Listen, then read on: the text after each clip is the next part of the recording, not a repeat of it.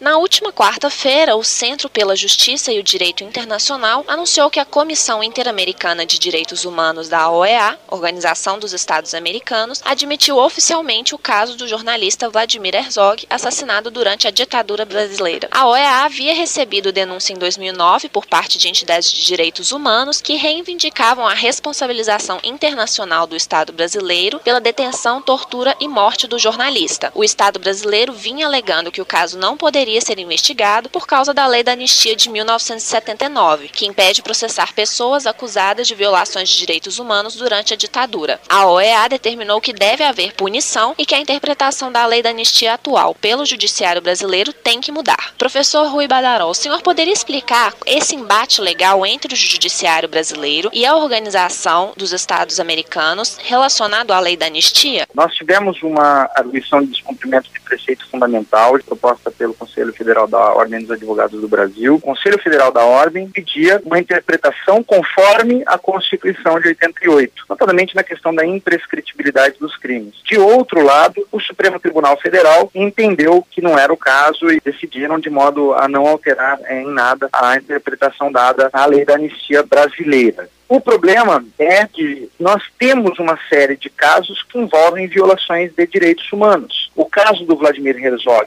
foi apresentado à Comissão Interamericana de Direitos Humanos no ano de 2009, é um deles, como o da guerrilha do Araguaia também é outro. No caso do Vladimir Herzog, recebido pela Comissão Interamericana, agora em 2013, foi reconhecido oficialmente como assassinato a morte do jornalista. E este reconhecimento implica numa investigação por parte da Comissão Interamericana de Direitos Humanos para verificar se o Estado brasileiro, de alguma maneira, foi omisso na apuração do caso do jornalista Vladimir Herzog, de modo que, se constatar que houve omissão, denunciará a Corte Interamericana para que julgue o caso. Em setembro do ano passado, a Justiça de São Paulo determinou que o atestado de óbito do jornalista fosse modificado para constar que a morte dele decorreu de lesões e maus-tratos em uma dependência do Exército, graças a um pedido da Comissão Nacional da Verdade. A comissão foi instituída em maio de 2012 com a finalidade de apurar graves violações de direitos humanos. O que a investigação da Organização dos Estados Americanos poderia fazer de diferente em relação à Comissão Nacional da Verdade? A Comissão Interamericana de Direitos Humanos, ela vai ter a sua linha de trabalho e ela vai analisar novamente os documentos da própria Comissão da Verdade, mas não vai se esgotar tão somente no que foi desenvolvido pela Comissão da Verdade. Ela vai buscar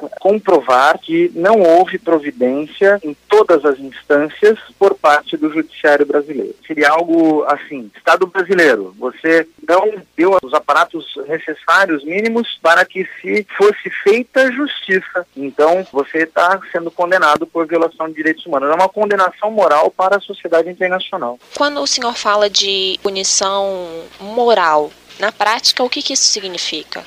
Significa o seguinte: você aceita a punição se você quiser, se o Estado soberano. Enquanto Estado soberano, você aceita ou não. É um órgão internacional. A punição acaba sendo moral, porque o país acaba podendo não cumprir. Aí existem outras sanções, podendo até mesmo o país ser eliminado da Organização dos Estados Americanos. E existem outros casos, professor, como esses de julgamento pela Corte Interamericana no continente, que resultaram também nessa punição moral? Muitos outros. É importante observar que nos últimos 15 anos, notadamente, Gabriela, os processos de investigação das violações de direitos humanos, eles aumentaram muito na América Latina. Na via judicial, vários países, mesmo o Brasil, têm superado obstáculos de fato e jurídicos para o estabelecimento da verdade sobre tudo o que aconteceu no passado.